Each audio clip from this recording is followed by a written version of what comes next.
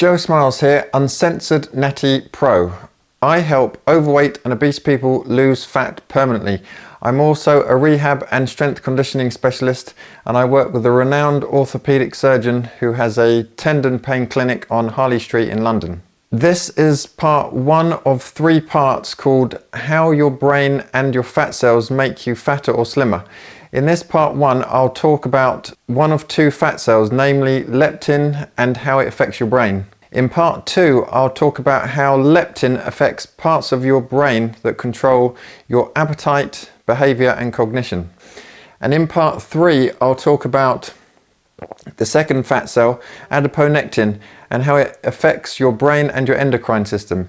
These parts will all help you to realise how your brain and your fat cells make you either lose fat or gain fat. And this is why when you're overweight or obese or have some fat to lose, you must override how your body fat is influencing your psychology with new mindset and psychological techniques to help you achieve permanent lifelong fat loss. Okay, hormones released from adipose tissue. Number 1, leptin. So hormones released from your fat tissue, your adipose tissue, can either help you to lose fat or make you gain fat. Your adipose tissue releases either pro-inflammatory or anti-inflammatory mediators, which can negatively affect your brain's function. Pro-inflammatory cells like cytokines and tumor necrosis factor alpha can dysregulate your hypothalamus in your brain.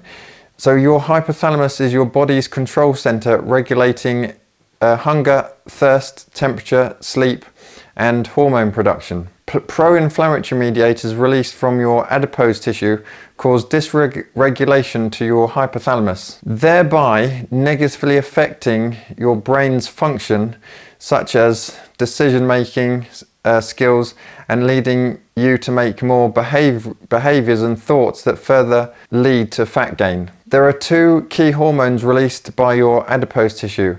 These are called leptin and adiponectin. We'll look at each one in turn. In this video, we'll look at leptin first.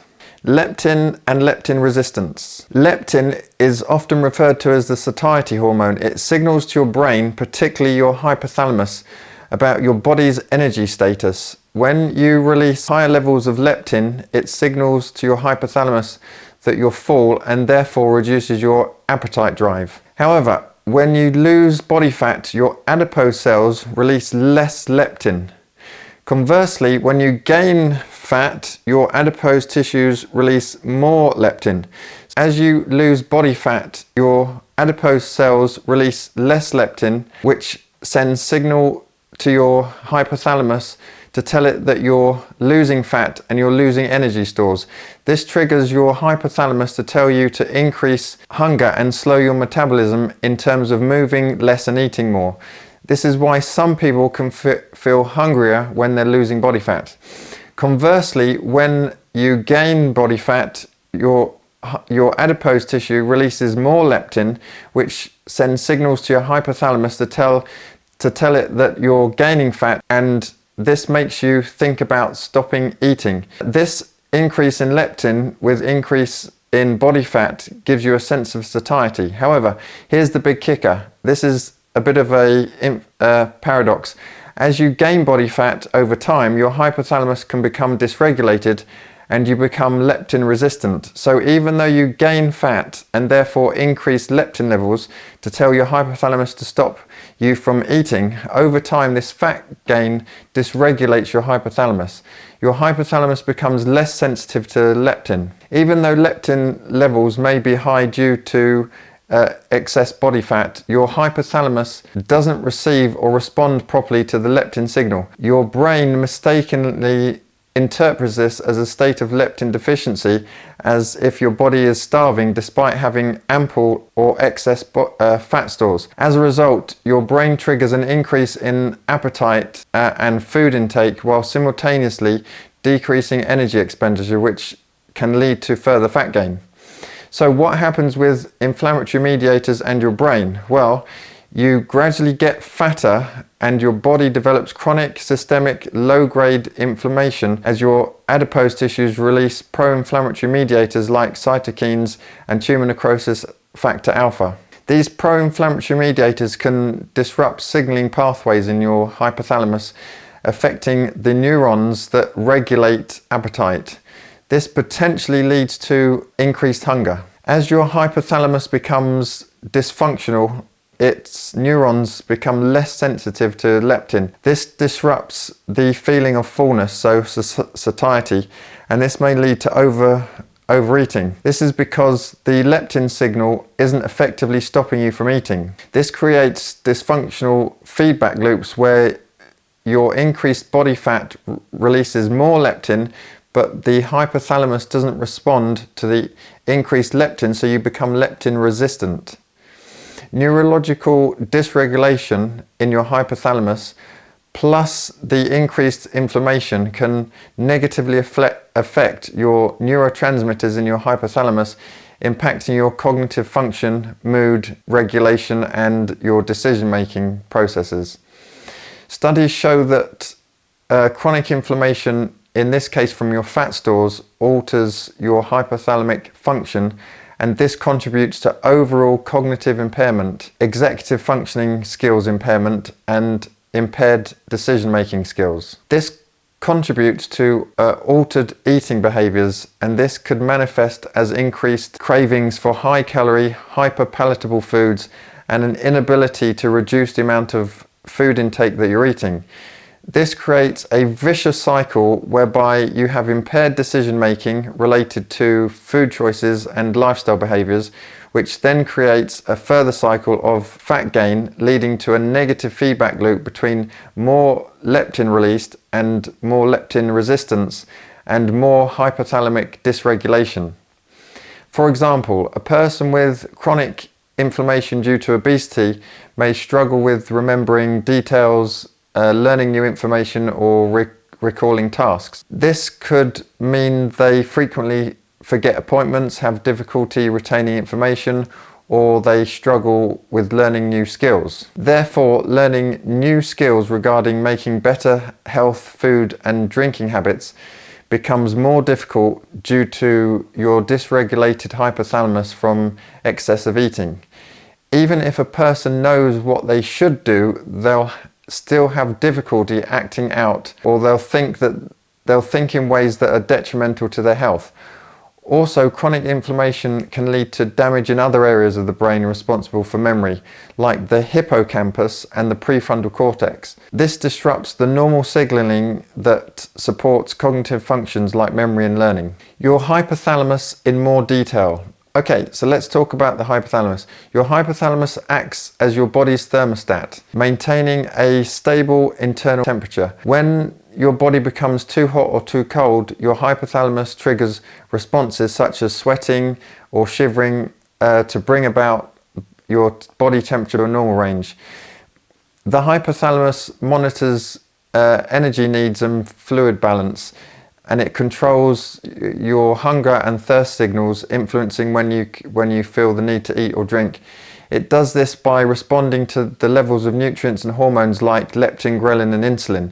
When you have hypothalamic dysregulation from leptin and inflammation caused by fat cells, you lose the ability to self-monitor your energy needs, leading to more fat gain and more hypothalamic dysfunction. The hypothalamus is involved in regulating circadian rhythms, including your sleep-wake cycle. It controls the release of melatonin from the pineal gland, which helps regulate you to feel sleepy and when you should wake up. Your hypothalamus plays a role in controlling emotions and certain behaviors, particularly those related to survival, such as fear, anger, and pleasure. It's also involved in sexual behavior and reproduction. What happens is when your hypothalamus becomes dysregulated, you can't control your emotions around pleasures such as food, and you start to comfort eat more. The hypothalamus regulates your autonomic nervous system, which controls involuntary bodily functions like heart rate, blood pressure, digestion, and respiratory rate. It helps to coordinate the fight and flight response in stressful situations. If you can't control your stress, you probably start to stress eat. The hypothalamus is a key player in the endocrine system. It produces and secretes hormones that control the pituitary gland, often referred to as the master gland. The pituitary gland then releases hormones that regulate growth, metabolism, reproductive processes and stress responses. When you become fatter, you release more cortisol, which is a stress hormone. This increase in cortisol can lead to increased appetite and more eating, creating a cycle that can contribute to further weight gain. Summarising the hypothalamus and leptin resistance. So the hypothalamus integrates signals from your body about energy stores, influencing appetite and energy expenditure. It responds to hormones like leptin from your fat cells, which signals satiety, and ghrelin from your small intestine, which signals hunger and often is referred to as the hunger hormone, to help regulate your body weight. However, when you develop leptin resistance due to your fat cells, your hypothalamus dysregulates and you can't gauge when you're hungry and when you're not hungry. Therefore, you tend to eat more because your hypothalamus thinks it's not getting enough leptin signaling to stop you from eating. Okay, so summary. So let's summarize what I've just spoken about.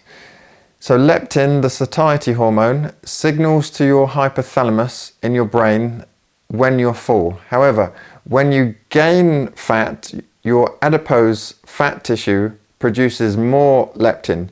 Normally this increase in leptin levels signals to your hypothalamus to reduce appetite and increase energy expenditure.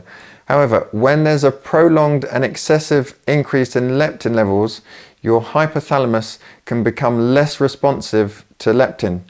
This condition is known as leptin resistance. High levels of body fat often lead to chronic low-grade inflammation.